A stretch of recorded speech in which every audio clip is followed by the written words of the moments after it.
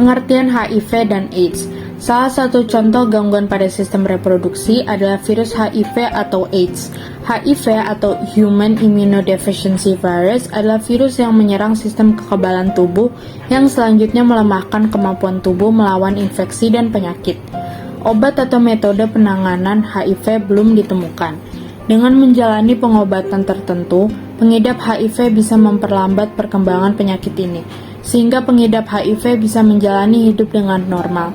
AIDS atau Acquired Immune Deficiency Syndrome adalah kondisi di mana HIV sudah pada tahap infeksi akhir. Ketika seseorang sudah mengalami AIDS, maka tubuh tidak lagi memiliki kemampuan untuk melawan infeksi yang ditimbulkan. Faktor risiko HIV dan AIDS. Kelompok orang yang lebih berisiko terinfeksi antara lain: 1. Orang yang melakukan hubungan intim tanpa proteksi, baik hubungan sesama jenis maupun heteroseksual. 2. Orang yang sering membuat tato atau melakukan tindik. 3. Orang yang terkena infeksi penyakit seksual lain. 4. Pengguna narkotika suntik. 5. Orang yang berhubungan intim dengan pengguna narkotika suntik. Penyebab HIV dan AIDS. Di negara Indonesia, penyebaran dan penularan HIV paling banyak disebabkan melalui hubungan intim yang tidak aman dan bergantian menggunakan jarum suntik yang tidak steril saat memakai narkoba. Seseorang yang terinfeksi HIV dapat menularkannya kepada orang lain bahkan sejak beberapa minggu sejak tertular. Semua orang berisiko terinfeksi HIV. Grafik penderita HIV dan AIDS. Kementerian Kesehatan Kemenkes mencatat jumlah HIV terus meningkat sejak 2010 sampai 2019. Angkanya pun mencapai 50.282 kasus pada 2019, naik 7,78% dibandingkan tahun sebelumnya. Sementara jumlah kasus AIDS cenderung fluktuatif mengarah ke penurunan. Bahkan Kemenkes mencatat kasus AIDS berkurang 30,95% menjadi 7.036 kasus pada 2019. Jumlah tersebut menjadi yang terendah sejak 2010. Berdasarkan provinsi, HIV paling banyak terjadi Jawa Timur yakni 8.935 kasus, sedangkan AIDS paling banyak terjadi di Jawa Tengah yakni 1.613 kasus. Mayoritas penderita HIV atau AIDS merupakan laki-laki, sedangkan berdasarkan usia penderitanya paling banyak berumur 25 sampai 49 tahun. Gejala HIV dan AIDS. Tahap pertama, pengidap akan mengalami nyeri mirip seperti flu beberapa minggu setelah terinfeksi selama 1 hingga 2 bulan. Dapat tidak menimbulkan gejala apapun selama beberapa tahun. Dapat timbul demam, nyeri tenggorokan, ruam, pembengkakan kelenjar getah bening, diare, kelelahan, nyeri otot, dan sendi. Tahap kedua, umumnya tidak menimbulkan gejala lebih lanjut selama bertahun-tahun. Virus terus menyebar dan merusak sistem kekebalan tubuh. Penularan infeksi sudah bisa dilakukan pengidap kepada orang lain, berlangsung hingga 10 tahun atau lebih. Tahap ketiga, daya tahan pengidap rentan sehingga mudah sakit dan akan berlanjut menjadi AIDS. Demam terus-menerus lebih dari 10 hari, merasa lelah setiap saat, sulit bernapas, diare yang berat dalam jangka waktu yang lama, terjadi infeksi jamur pada tenggorokan, mulut, dan vagina.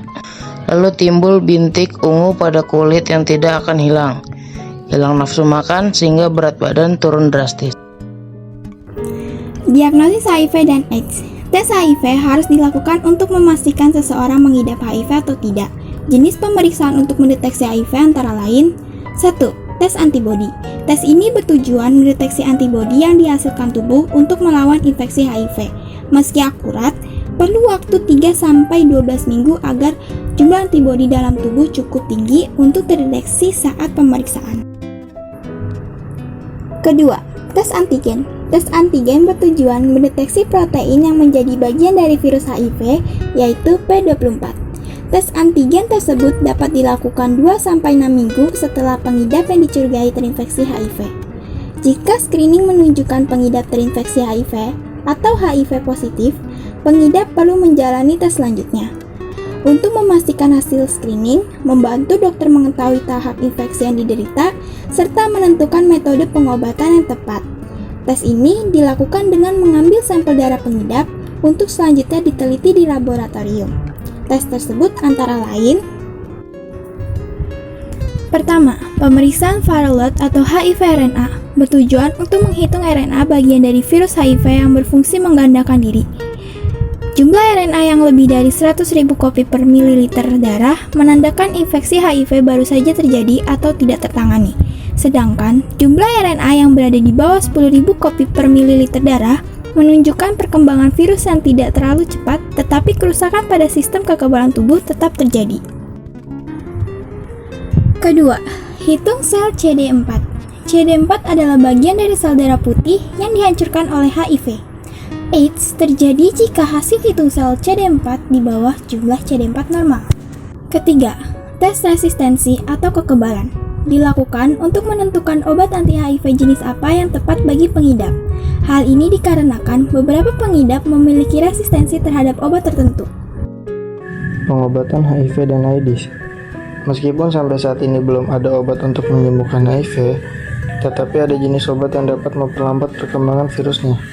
Jenis obat ini disebut antiretroviral atau ARV. ARV bekerja dengan menghilangkan unsur yang dibutuhkan virus HIV untuk menggandakan diri dan mencegah virus HIV menghancurkan sel CD4. Selama mengonsumsi obat antiretroviral, dokter akan memonitor jumlah virus dan sel CD4 untuk menilai respon pengidap terhadap pengobatan. Hitung sel CD4 akan dilakukan tiap 3-6 bulan, sedangkan pemeriksa HIV RNA akan dilakukan sejak awal pengobatan, lalu dilanjutkan tiap 3-4 bulan selama masa pengobatan. Agar perkembangan virus dapat dikendalikan, pengidap harus segera mengonsumsi ARV. Begitu didiagnosa mengidap HIV, risiko pengidap HIV untuk terserang AIDS akan semakin besar jika pengobatannya ditunda, karena virus akan semakin merusak kekebalan tubuh. Selain itu, penting bagi pengidap untuk mengonsumsi ARV sesuai petunjuk dokter. Konsumsi obat yang terlewatkan hanya akan membuat virus HIV berkembang lebih cepat dan memperburuk kondisi pengidap. Segera minum obat jika jadwal konsumsi obat pengidap dan tetap ikuti jadwal berikutnya. Namun jika dosis yang terlewat cukup banyak, segera bicarakan dengan dokter. Kondisi pengidap juga mempengaruhi resep atau dosis yang sesuai. Dokter juga dapat mengganti sesuai dengan kondisi pengidap. Selain itu, pengidap juga boleh untuk mengonsumsi lebih dari satu obat ARV dalam satu hari. Pencegahan HIV dan AIDS.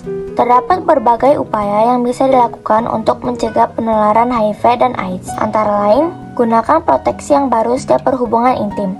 Hindari berhubungan intim dengan lebih dari satu pasangan. Bersikap jujur kepada pasangan jika mengidap positif HIV, agar pasangan juga menjalani tes HIV. Diskusikan dengan dokter jika didiagnosis positif HIV saat hamil, mengenai penanganan selanjutnya dan perencanaan persalinan untuk mencegah penularan dari ibu ke janin. Bersunat untuk mengurangi risiko infeksi HIV. Jika menduga baru saja terinfeksi atau tertular virus HIV, seperti setelah melakukan hubungan intim dengan pengidap HIV, maka harus segera ke dokter agar bisa mendapatkan obat post-exposure prophylaxis atau PEP yang dikonsumsi selama 28 hari dan terdiri dari 3 obat antiretroviral. Apakah nilai-nilai Pancasila dapat mencegah penularan penyakit seksual? Ya, karena peran Pancasila dalam mencegah terjadinya penyakit HIV atau AIDS adalah dengan memberikan pemahaman bagi masyarakat betapa berbahayanya penyakit HIV atau AIDS. Pancasila mengandung nilai-nilai kearifan lokal, yaitu efektivitas pemerintah yang berpadu dengan kepercayaan dan kepatuhan rakyat terhadap semua ketentuan yang diterbitkan pemerintah. Semua perilaku setiap masyarakat juga tidak lepas dari ideologi bangsa Indonesia, yakni Pancasila. Jika suatu keluarga tidak dibekali oleh pemahaman budi luhur, ideologi Pancasila yang baik, maka bukan tidak mungkin akan berdampak buruk bagi kehidupan keluarga itu sendiri. Misalnya perilaku seks bebas yang pada akhirnya menimbulkan penyakit HIV atau AIDS. Berikut adalah poster HIV atau AIDS yang dibuat oleh Nazwa. Berikut adalah poster HIV atau AIDS yang dibuat oleh Kanzara. Terima kasih atas perhatiannya. Kami dari kelompok 5.